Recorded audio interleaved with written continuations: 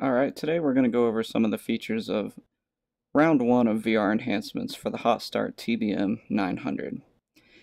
Now I've implemented some walkaround features into this for some of the static elements, so let's go ahead and go over that. So the first thing I would do is go over to the engine cover, and I want to take off the engine inlet and those exhaust things.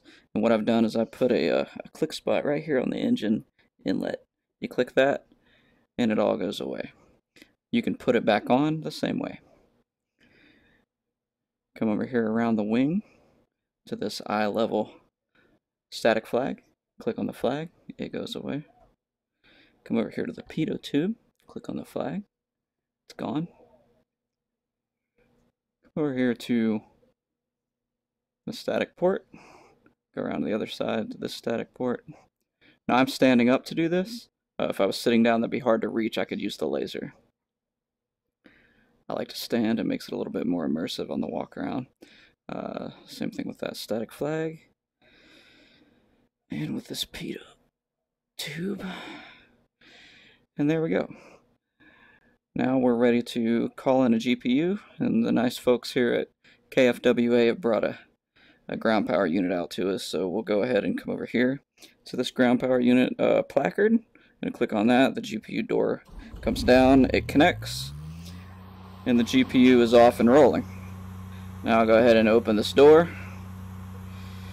I'm going to sit down, jump in the cockpit, close the door, kind of reposition here. And the first thing I want to show you is the yoke. We brought in the yoke, and you can see it goes in and out and follows my hand perfectly with my VR controllers. I didn't want to cover the whole thing in green, like you'll see a lot of aircraft in VR. I put the green behind it, and so you just sort of see an outline of when you're latched, but it doesn't cover the beautiful artwork. Same thing with this elevator trim. I basically, it was boxed in completely in green, but I wanted the textures to shine through, so took away two of the sides there, and you can see it follows my hand pretty perfectly. It's really immersive. This emergency power, same thing. Up and down follows it really nicely. The power we'll go over in a minute.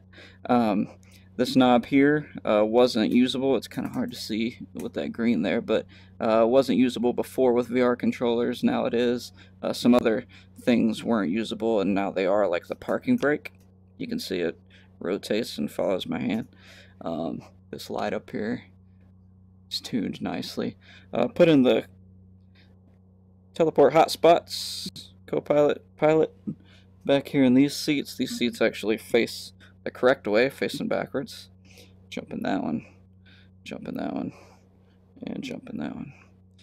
And these window shades, all the window shades I retuned, so they follow my VR controller perfect, and you get a nice little vibration in the haptic feedback of the controller. When you get to the bottom, you can feel like a clunk. Like you can definitely feel the end. You feel a little bump in your controller when you reach the top, and when you reach the bottom. All the window shades are very nice now.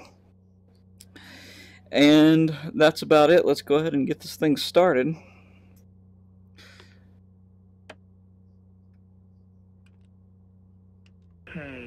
So you'll see it looks like two manipulator handles, like a right side and a left side. That's intentional. Right now you're grabbing all of them, and you just move them up one, it goes up to the next detent. And now from here, from high idle position, you can grab either the right side or the left side and push it up once. It's going to knock it over to the throttle side. Okay, now you're in throttle. Now you've got a right side and a left side. Now if I wanted to go back into the condition mode, I would pull down on the right side, right? And then push up, back to throttle, down to go down, up, over. Okay, let's let it unfeather, and then I'll push the power forward and show you how that follows my hand.